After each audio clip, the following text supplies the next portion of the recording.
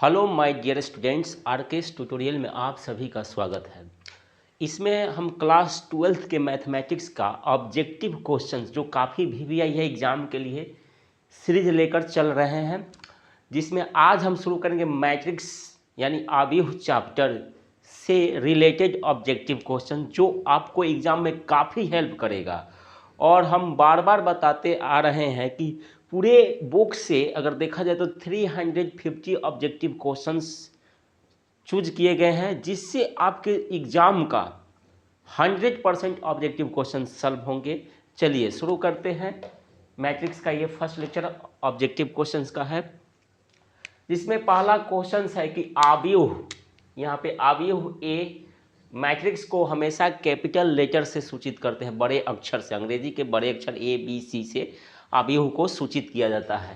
तो ये आव्यूह हो गया। AIJ जो देख रहे हैं यहाँ पे, ये क्या है, सदस्य है इसका, और M/N इधर वाला पंक्ति इधर वाला स्तंभ बता रहा है। तो ये आव्यूह वर्ग आव्यूह कहलाएगा, यानी स्क्वायर मैट्रिक्स कहलाएगा। कब कहलाता है? यदि, अब ये ऑप्शन है कि M बराबर N हो, M is not equal to N हो, M is greater than N हो, M is less than N हो। तो इसमें से कौन सा ऑप्शन होगा ताकि ये आव्यूह जो है मैट्रिक्स वर्ग आव्यूह यानी स्क्वायर मैट्रिक्स बन जाए?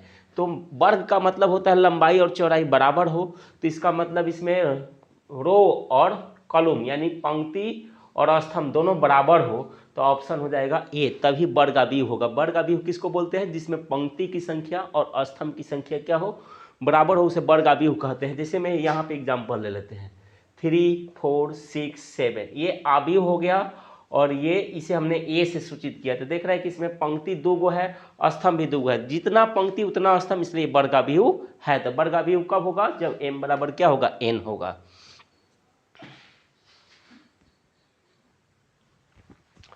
तो ये एक आव्यूह आयताकार आव्यूह कहलाता है, ये आयताकार आव्यूह कहलाता है।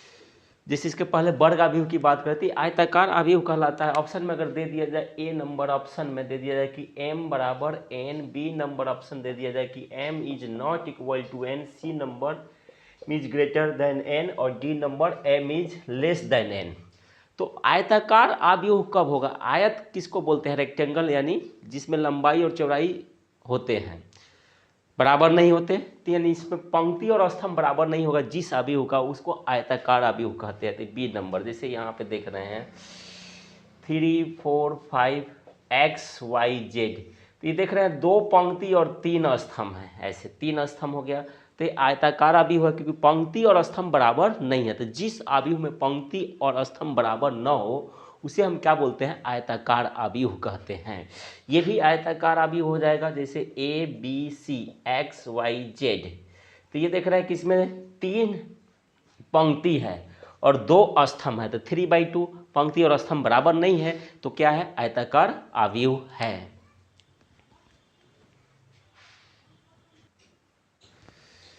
देखिए ये क्वेश्चंस हैं। अगला कि एक आव्यूह है A is equal to AIJ M/N, इस आव्यूह को स्तंभ आव्यूह कहते हैं।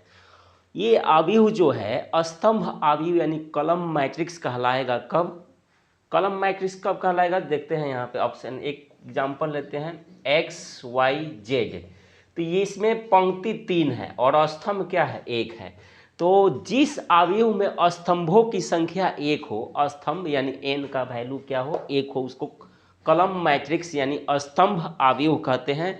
कभी कभी स्तंभ सदिश भी कहा जाता है इसे, स्तंभ सदिश यानी कॉलम वेक्टर भी बोल सकते हैं। तो देख रहे हैं कि इसमें एक ही स्तंभ है, तो जिसमें एक ही स्तंभ हो उसको कॉलम मैट्रिक्स यानी स्तंभ आव्यूह कहेंगे। तो इसमें आव्यूह जो है ये स्तंभ आव्यूह कहलाता है कब? जब N का वैल्यू क्या हो जाए? N। तो ऑप्शन कौन सा हो जाएगा? बी नंबर हो जाएगा। तो इस लेक्चर का ये लास्ट ऑब्जेक्टिव क्वेश्चन, जैसे हमने बताया है कि हर लेक्चर में हम 4 ऑब्जेक्टिव क्वेश्चन देखेंगे, ताकि आपको भी सहूलियत होगी देखने में और अच्छा भी लगेगा। और अच्छा लगे वीडियो तो लाइक और शेयर जरूर कीजिएगा, साथ में चैनल को सब्सक्राइब जरूर कीजिएगा। आइए देखते हैं। एक आव्यूह है A, Aij/m/n, इस अवयव को हम पंक्ति अवयव कह सकते हैं। पंक्ति यानी रो मैट्रिक्स, क्या बोल सकते हैं? रो मैट्रिक्स बोल सकते हैं।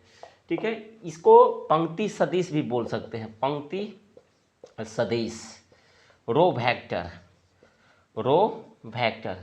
आप लोग हायर क्लास में जाइएगा, अगले क्लास में जैसे इंटर पास कीजिएगा तो आप लोगों को लीनियर अलजेब्रा मिलेगा, जिसमें आप लोगों को स्टार्ट करना होगा वेक्टर स्पेस से, तो वहाँ पे इसकी ज़्यादा यूज पड़ती है। ठीक है ना, मैट्रिसेज भी एक टॉपिक मिलेगा आप लोगों को, उसमें भी मिलेगा इस सब टॉपिक। तो चलिए, अवयव जो है ये, इस अवयव को पंक्ति अवयव कहते हैं। कब? तो पंक्ति अवयव तभी बोला जा सकता है जब उसमें पंक्तियों की संख्या क्या हो? एक हो, XYZ। देख रहे हैं कि इसमें एक ही पंक्ति है और 3 स्तंभ है, तो ये पंक्ति अवयव है। तो पंक्ति अवयव यानी m का वैल्यू क्या होना चाहिए? 1 होना चाहिए। तो ये अवयव जो है Aij/m/n पंक्ति अवयव कहलाता है कब? जब m इक्वल टू क्या हो जाए? 1 हो जाए। ठीक है, तो ये हो गया पंक्ति अवयव। आज के लिए इतना ही, तब तक के लिए धन्यवाद, मिलते हैं नेक्स्ट लेक्चर में।